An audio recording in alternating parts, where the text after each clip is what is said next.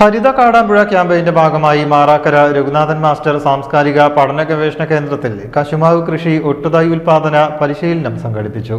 മാടക്കത്തറ കശുമാവ് ഗവേഷണ കേന്ദ്രത്തിന്റെ നേതൃത്വത്തിലായിരുന്നു പരിശീലനം. കശുമാവിൽ നിന്നും ഗ്രാഫ്റ്റ് തൈകൾ ഉണ്ടാക്കാനും മൂല്യവർദ്ധിത ഉൽപ്പന്നങ്ങൾ ഉണ്ടാക്കാനുമാണ് പരിശീലനം നൽകിയത്.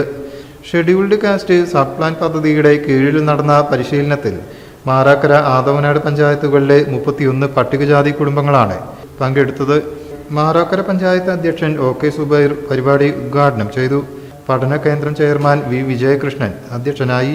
മാടക്കത്തറ കശുമാവ് ഗവേഷണ കേന്ദ്രം ഡയറക്ടർ ജലജ എസ് മേനോൻ, വേങ്ങേരി നിറവ് കോർഡിനേറ്റർ ബാബു പറമ്പത്ത്, വാർഡ് മെമ്പർമാരായ V പ്രദീപ്, PK ഫൈസൽ, ഹബീബ റഷീദ്, കശുമാവ് വികസന agency coordinator T Anjali, Saji Jacob, Parishad ജില്ലാ സെക്രട്ടറി V രാജലക്ഷ്മി എന്നിവർ ആശംസകൾ നേർന്നു.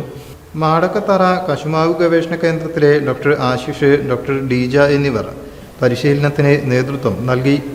ലീന ജോസഫ് സ്വാഗതവും ഡോക്ടർ സീന R സുബകൻ നന്ദിയും പറഞ്ഞു. ഉച്ചയ്ക്ക് ശേഷം വേങ്ങേരി നിറവിലെ ബാബു പറമ്പത്തിന്റെ ക്ലാസും നടന്നു. 18,500 കശുമാവിൻ തൈകളാണ് കേന്ദ്രം വിതരണം ചെയ്തത്. വൃത്തി, വിളവ്, വെള്ളം, വെളിച്ചം ഹരിത കാടാമ്പുഴ ക്യാമ്പയിന്റെ കീഴിൽ 100 വീടുകളിൽ ജനുവരി 1 വൃത്തി പ്രഖ്യാപനവും നടത്തും. പ്ലാസ്റ്റിക്, ചെരുപ്പ്, കുപ്പിച്ചില്ല് എന്നിവ വേർതിരിച്ച് ഹരിത കർമ്മസേനയ്ക്ക് കൈമാറാനായി 30 കുടുംബങ്ങൾക്ക് ബക്കറ്റുകളും നൽകി. News desk, media vision.